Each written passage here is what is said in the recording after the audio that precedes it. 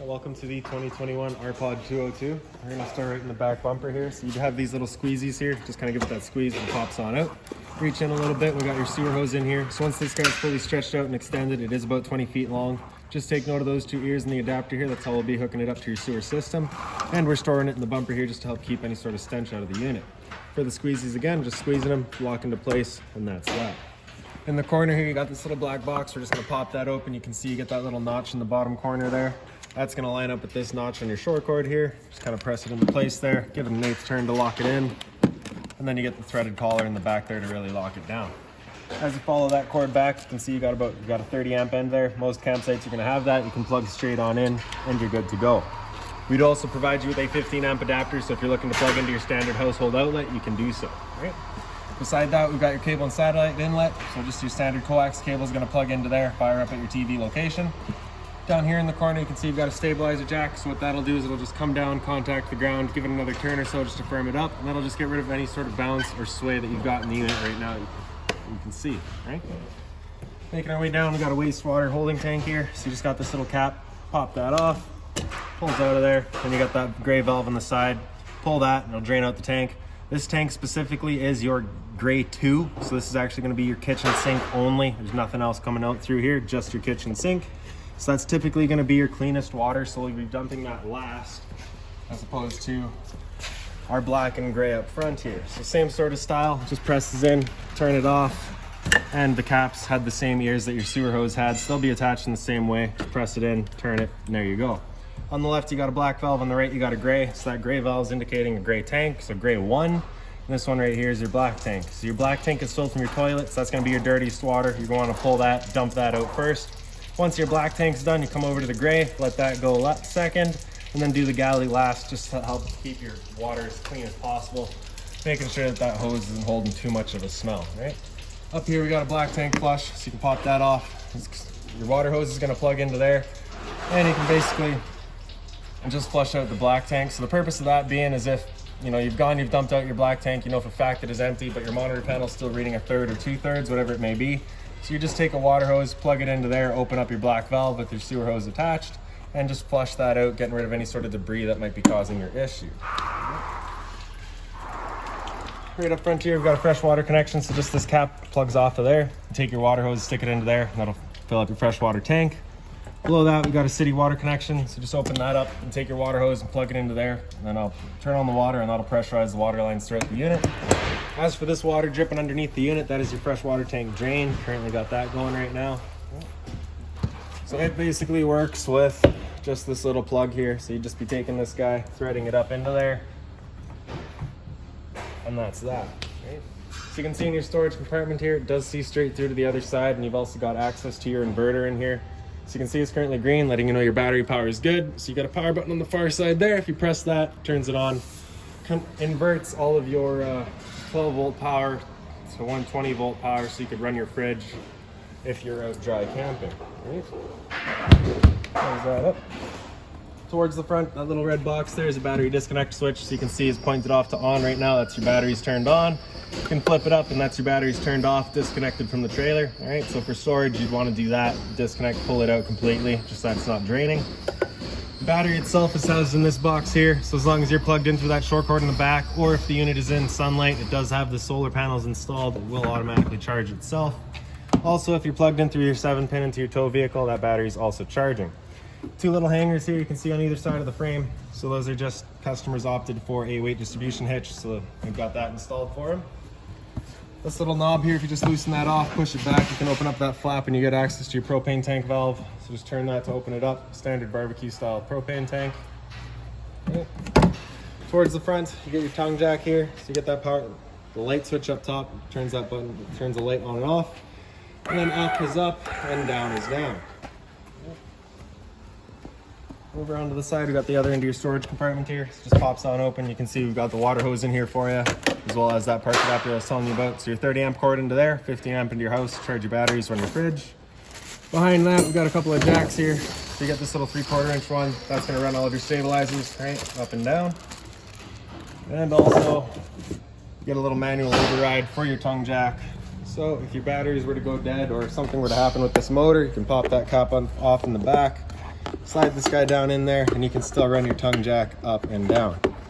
So there's some, there we go. Right, up and down, and that's that. Okay, in here you've also got your outside kitchen, so we'll just open that up real quick before we get it all out of there. That's just going to be right here, so just get that one little latch as well as the lock down below. Open it up. It's on a magnetic latch, so it just holds itself open. Get the little 120 volt fridge here, so you do need to be plugged in for this guy to be going. And then right below that, the little drawer, just pull that on out, slide it out to the side, and open up this back. And now we're set up for our kitchen. So, we can grab our stove here, haul this on out of there. We'll just lay it down. Alright, so in here you can see we've got your little sink here, so that's in there. We also got your water hose here, so you do get the little garden hose end, as well as this quick connect end here. So you just have those two little ears there. Pop open this cap here, you can see you got a little space for your two ears up and down. Press those in, little 1/8 turn locks it in there. And then you do have your water out at the end. Right? So the sink, of course, would be to go with it. It is just throw it out and dump it out. Right. Then for your propane hose here, so you just have this little quick connect. So it's kind of a safety as well. So you do have it up and down. So you have it here, you're just gonna undo that valve, and then you can undo that collar to undo your hose. Right? Otherwise, if you have that valve opened up, you cannot undo that safety. Right? So just close that off. Down below, it's the same idea. So just make sure that's closed. Pull that dust cap out of there.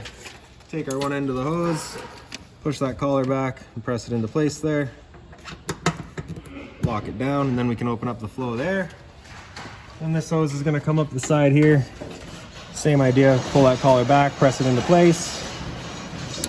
Make sure it locks in there. All right, and then you can open up that flow. So if we just take note of our little stand here, you can see you've got 3 bigger holes and 1 smaller hole. So that smaller hole is going to line up with this foot here, so you can just undo that little foot. Just a little rubber piece just unscrews. Line up the 3 big holes with your other feet there, and then just thread that last foot in through that hole, and that'll just kind of lock everything down into place. Right. So we got the propane turned on there, and it's turned on down there. So we can take this knob here, turn it just past the light, and you can see she fires right up.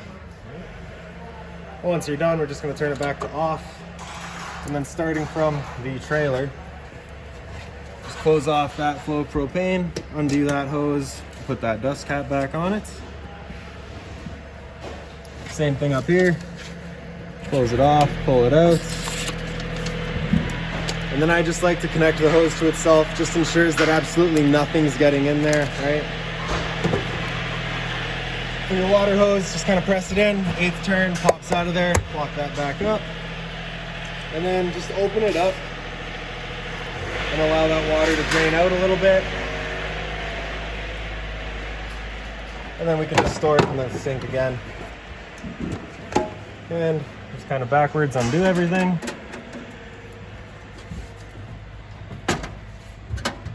Put that foot back in place here. And then just storing it back away.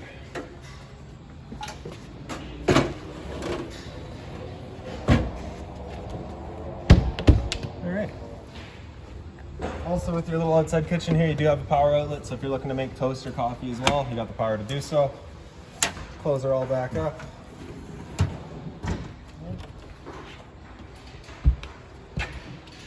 Alright, so you got your 2 outside speakers back here, as well as your porch light. In the back corner, we've got your hot water tank, so just get that one little keyway there, line it up, and you can pop it on open. Before you ever turn it on, whether it be with electricity, which is right down here, or propane, which is inside, you just want to hit this relief valve here.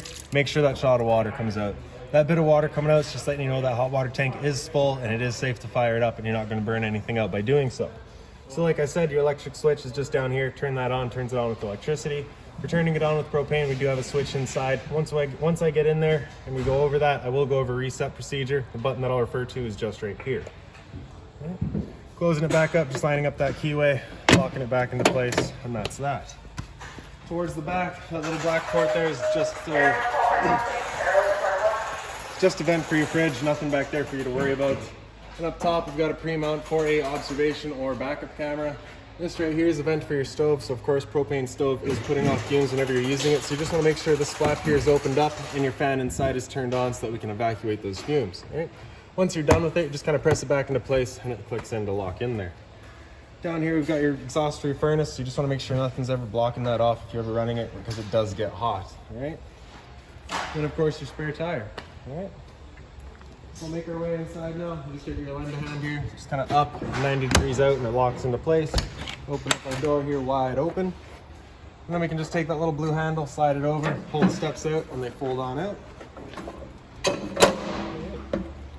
This when you first come inside, right inside on your right is your fire extinguisher. It's standard, pull the pin, point, and shoot.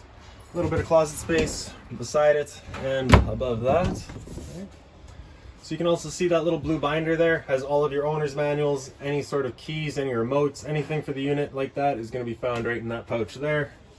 Okay. And then up on the wall here, you know what, we'll just come around real quick. So this panel kind of in the center here, we've got all of your light switches. So on the right, we've got your interior light. Center right, we've got your porch light. In the center, we've got your awning LED light. And then we've got your slide room switch. So press and hold out, and that slide out will make its way out.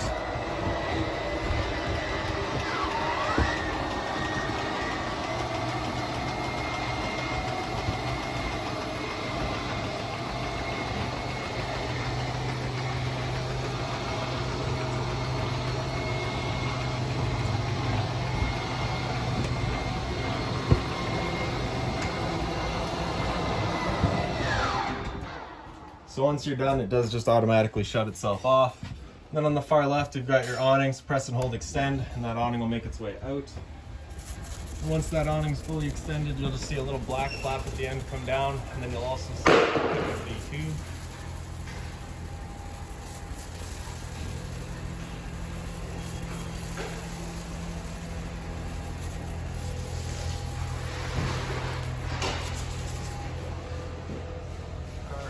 These things brand new. The flaps haven't really liked falling down all the time, but there we go. Alright, so once you get it out all the way, you can see you get that flap there, and then you see the black of your metal tube. Now if you're to continue extending, it will actually wind itself up backwards, in which case it'll be allowed to hold water, just accelerating the growth of mold and mildew. So you just want to make sure that you're stopping once your fabric is over top of the tube like that, right? Now if it were to start raining, it's of course going to be holding water anyways, so what you can do is just grab either arm, just push down on it. You can see that changes the pitch of the awning out at the head, allowing the water to then run off. Now if you like that angle better, just as it does give you a bit more shade, you can do the same thing at the front, and that'll hold the entirety of the awning down.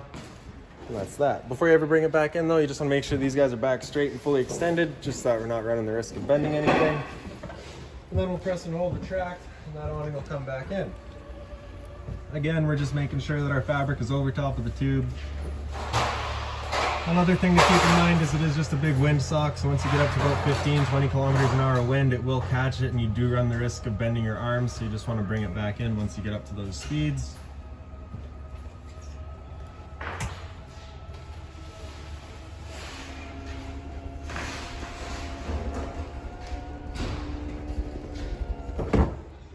Alright, there we go. So right behind you here we do have your fridge. Pretty simple. So the slider over to the left is going to run on auto, which is first going to run off of AC power. If AC power is taken away, it'll automatically flip over to gas and run off of that. All right. So if you're looking to run it solely off of gas, you have that thing come over to the right and it'll fire up on gas. Like it says here, if that orange light starts flashing, it's just letting you know it hasn't fired up. So at that point, just be off and back on to reset it. And if it still doesn't fire up, just make sure you've got propane. Temp selection here is pretty simple, straightforward. If you open it up, we've got your freezer space up here. Right down below, we've got your fridge. And also here, if you just hold that knob open and that little gray slider there, if you push that guy over, well, it's kind of half closed. It does hold it partially open, just kind of like a winterizing or storaging thing, just so that it's not sitting there getting stale. All right, and on the other side here, you get this little night light right above your, or below your sink, sorry. Above your sink, you have another light there. The cover here is just plastic, so no hot pans on it. Hot and cold water at your sink, of course, the mobile head. A little bit of storage up top, right across the top. And then we got your range vent here, so this is the fan that you want turned on whenever you're using your stove. And the light beside it so you can see what you're doing. Cover just flips on up. Turn it over to light, hit it with a lighter, and she fires right up. Once we're done, we're just turning it back to off, closing the cover back up, and there you go. Right. Below that's your microwave here. So pretty standard, just like home, with the addition of the convection feature, so you can actually kind of cook in here. Below that is a return air for your furnace. You just want to make sure nothing's really blocking that. And a little bit more storage here. Right. And behind me here, we've got your dinettes. So you do have storage underneath either seats on both sides. The light up top, just a little push button right in the side there. More storage here.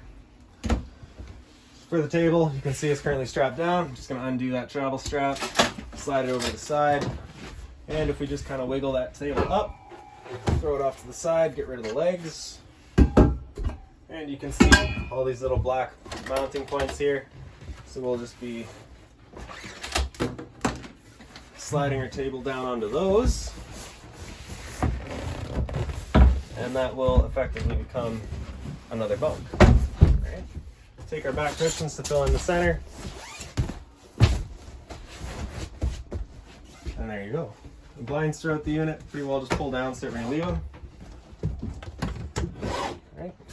Emergency exit here, you're just going to pull these two red guys, throw the window outside, hop on out.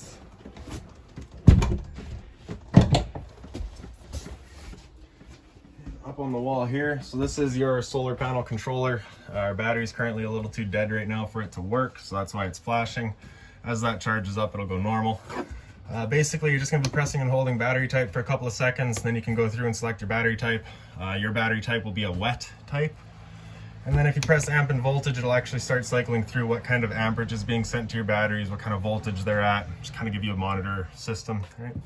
Below that, we got your thermostat. So just press that bottom and bar there. I'll wake it up. Then it'll go under fan speed. So fan low is just moving air. There's no cooling involved in that. It's just the fan turned on low. After low, we'll come into high, and it'll turn on the high fan. Again, no cooling, just moving air. After fan, it'll come into cool high. So cool high is going to leave that fan on high all the time, whereas the cooling will cycle in and out as needed. Same idea for low, that fan will be on all the time, cooling come in and out as needed.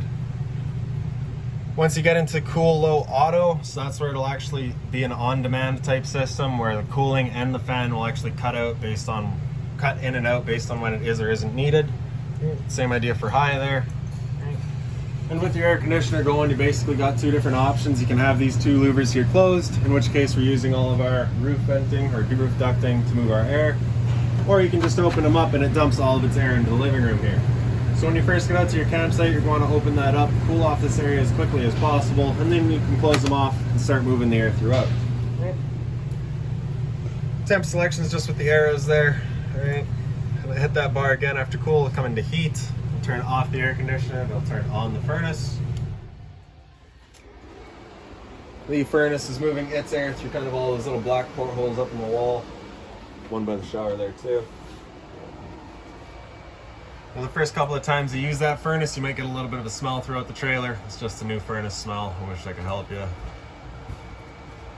Hit that bar again after heat, because that comes back to off, and that just cycles it back around. Okay. Straight up from here, we've got our smoke detector.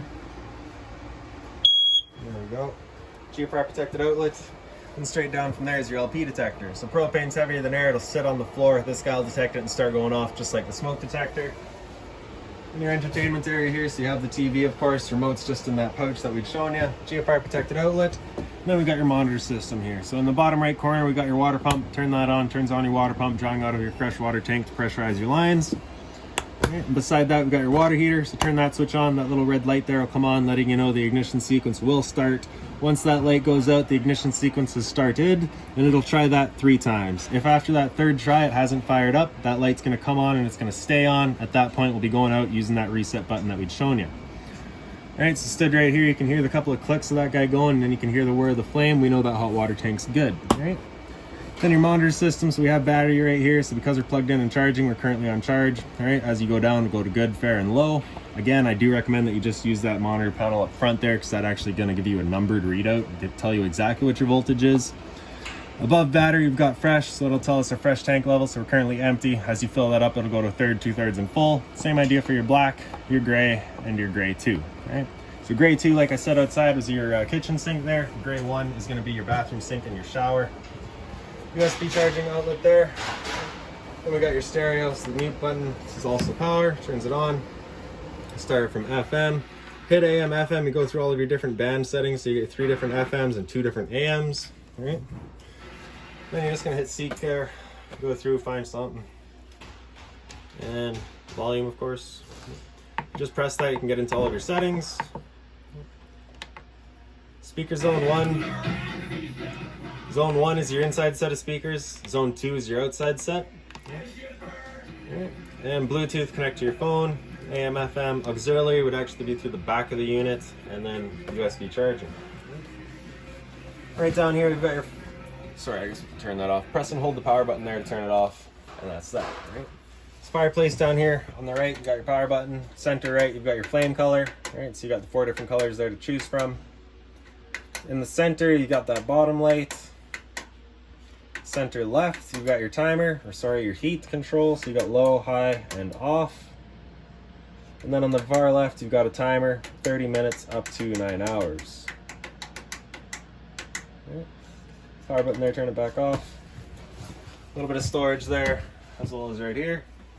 Below that, we've got your converter, so just press it top and center, pops on open. Got all of your breakers on the left side here. If a breaker ever breaks, it'll sit in the middle, so just turn it off and then back on. And then on the right side, you got all of your fuses. And up into your bathroom, so the light switch is just up on the wall here. GFI protected outlet in the back, so test on the bottom, reset on top. So if you ever have an outlet that doesn't work, it's a good thing to come and check. The medicine cabinets here. You can see down below we do have your toilet paper dispenser, so we don't mount that because location is entirely personal preference. Right, and then you got your sink, of course, hot and cold water, a little bit of storage below it, just being mindful of all of your water lines as well as your drain there. You don't want to be breaking any of that. A little bit of storage, closet space, whatever you want to call it. A couple of drawers down here. So this drawer, as you can tell, has been damaged. We do have parts on order for it. This one's still good. Down below that, we got your vacuum. So just open that up. Your hose will attach to there. Turn it on. That's that. When it comes time to change your bag, just pop that open right there. You can see the bag just heading in there right now. And then down below, so if you're to sweep up all the dirt off of the floor, bring it all up right here. Sucks it right up for you. Toilet with the flusher right in the front and center. Then we got your shower here. So pretty standard other than the addition of the diverter valve. So for example, you're out dry camping, you're not going to be able to get water until you get back to the city or whatever. So you want to make most use of all the water you have. So if you're out going and getting ready for a shower, you don't want to be running all of that cold water out of your hot line trying to wait for it to get warm. What you can do is just take this diverter here, flip it back, turn on that water until it feels like it's starting to get warm down here, and that'll just run all the water back into your freshwater tank so that you're not wasting it, right? And then once you feel that warm water, flip that valve up, and that'll actually just use the shower as per normal, and that's that, right? And then up into the front, so your bedroom here, the lights are just on their own center push buttons there. Pick up the foot of your bed, and you do have a little bit of storage in here. We got a TV backer in here as well as a 12-volt outlet for it or a 120-volt outlet for it, depending on which style of TV you'd like to go to. Antenna outlet down in the bottom here, so the booster beside it there, just turn that on, you get that little red light letting you know it's on. Above that, we've got your cable and satellite outlet. So on this side here, you do have USB charging as well as a power outlet and a little bit of closet space here. The 2 little closets or cubbies, whatever you want to call them, are lit with this switch right there. All right. There you go.